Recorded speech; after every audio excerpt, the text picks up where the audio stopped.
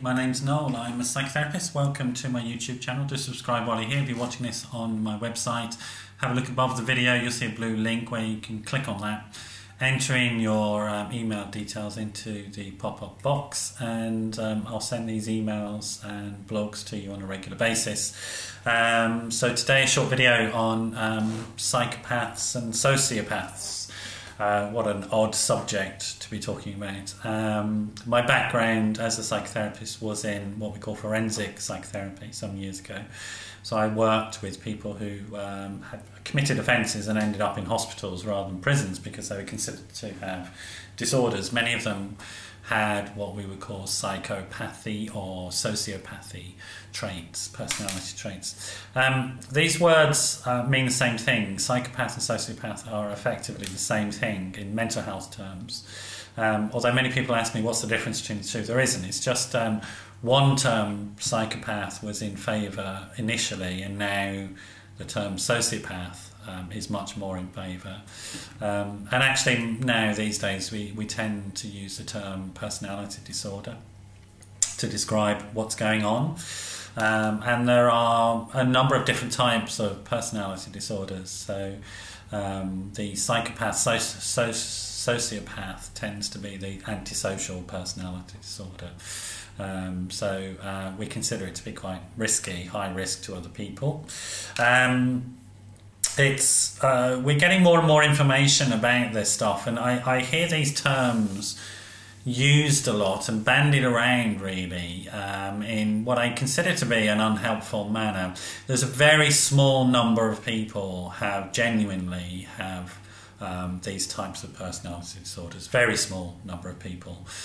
We do think now that it's more sort of biologically determined than anything else. There are things going on inside the brain, as the brain research has shown now. There are sort of things going on inside the brain of somebody with this type of personality disorder which isn't there in the brains of the sort of general population, thankfully, because the world would be a very scary place. So what types of things? Well, one of the key factors, and I'm going to run through a few factors with you to think about, and they all really need to be there to some considerable degree before you start diagnosing anybody. But if you think you are involved with somebody like this on an interpersonal level or work level, I'd be very cautious indeed about being around them, and certainly if you're on an interpersonal level, go and seek help. So that's my sort of guidance. But the sort of things that you'd look out for are sort of an uncaring or inability to empathise with other people. Now, this can happen in some people because they've been traumatised and they're caught up in their own stuff, and we can all be like that at times, sort of uncaring and what I think of as sort of narcissistic in ourselves and sort of focused on our own miseries and difficulties. That can happen to anybody. In the brain of a psychopath or a sociopath, somebody with this personality disorder, we now know there are certain types of things that are not working in the brain around being able to identify fear in people, for example, being able to empathise. There are connections in the brain that are not working which allow us to project empathically onto other people, so in terms of understanding that they have a subjective experience and what that subjective experience might be. And that's linked to another point, which is about having relatively shallow internal emotional life.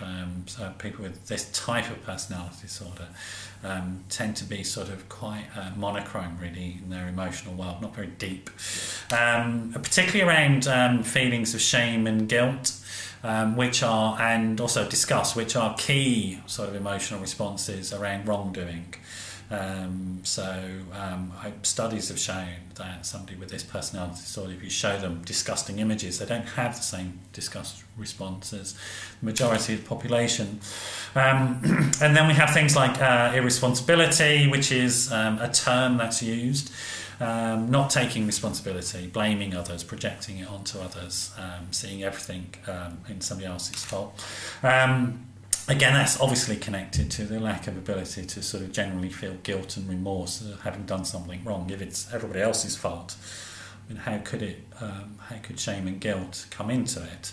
And then things like insincerity, lying, cheating. Insincerity in speech is the term that's used, meaning that there's not much reality attached to what's said. Language becomes just a tool, a game, to manipulate other people, other situations. And it seems to come automatically in somebody who has this personality disorder. It's just a standard way of engaging. There's no truth behind what's said. There's no investment, emotional investment in this idea of truth and authenticity, lack of authenticity. Overconfidence is another trait, and then sort of obsessiveness or narrowing of focus. So there's things like things happening in the brain here which are sort of interesting in terms of once that the mind of somebody with this type of personality disorder is focused on an outcome, they tend to shut out everything else and don't see the broader picture, so they're not adapting to the broader picture, just very, very obsessive, narrow focus. And then selfishness is part of that, sort of narcissistic my needs are more important, and that's connected to that obsessiveness. And then impulsivity, a lack of inability. So it's right here and now, I want this right now, and no sense of consequences from that. And finally, quite often aggression and violence. Lots of violence and manipulation and control. So those are some of the traits that if somebody you're with, somebody you know has all of them, most of them, and to some quite significant degree, then there may well be problems there, and you may need to go, well, I would suggest you go and get some sort of outside help and talk to somebody about that who knows what they're talking about. The consequences of being around that are quite serious for people, unless you're very, very aware of what's going on in the other person, because it's difficult when you're not a sociopath or psychopath to understand the disconnect that's going on. And as sort of generally healthy human beings, what we do is we're emotionally regulating with each other. It's like trying to emotionally regulate with a machine. I suppose that's an extreme example, but it's sort of like that. It's not quite the same thing, but it's sort of like that, where the machine's been programmed to go and get something, and we'll get it no matter what.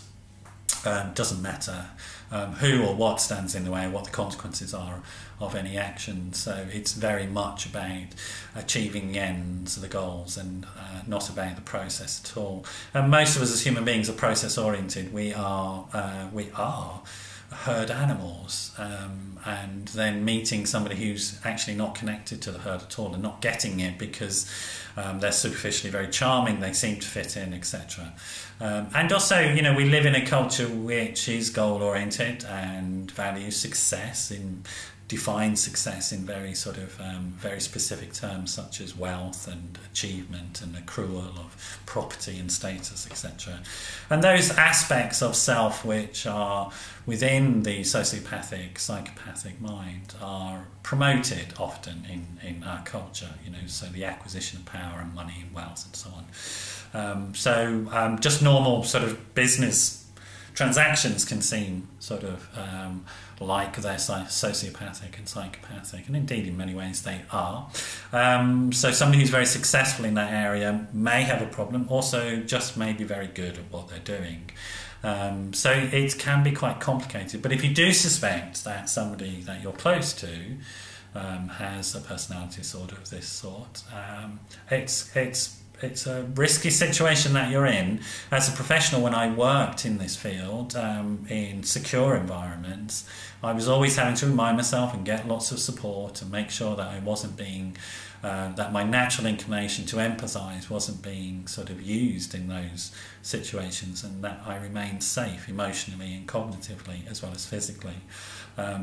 So if you suspect something like that is going on, and you find you have low self-esteem, suicidal thoughts, drinking a lot or drugs a lot, afraid of the person that you're with, give me a call and maybe we can talk about that and get you some help around that. If you feel at risk with somebody, call the police, really, I think is the best idea. If you're afraid of somebody's violence, get out of the situation, get help from the police and the courts, look after yourself, don't challenge the person directly, go and get some support and help first. I hope this has been useful. It is a complicated area, and I suppose I get slightly irritated when these terms are used out of context and used as weapons against people. They're not helpful terms to use unless you really know what you're talking about. And if you're in that situation, do seek help. There's not a lot you can do yourself. Personality disorders are very, very... There's only a small number of personality disorders we know how to treat effectively yet. Most we don't know how to treat effectively. So you need to look after yourself. Thanks for dropping by. Quite a long video this morning, but quite a serious subject. Hope that's been of help. Do get in touch if you're struggling with any issues in your life. 07506 319 745. 07506 319 745. Thanks a lot. Bye bye.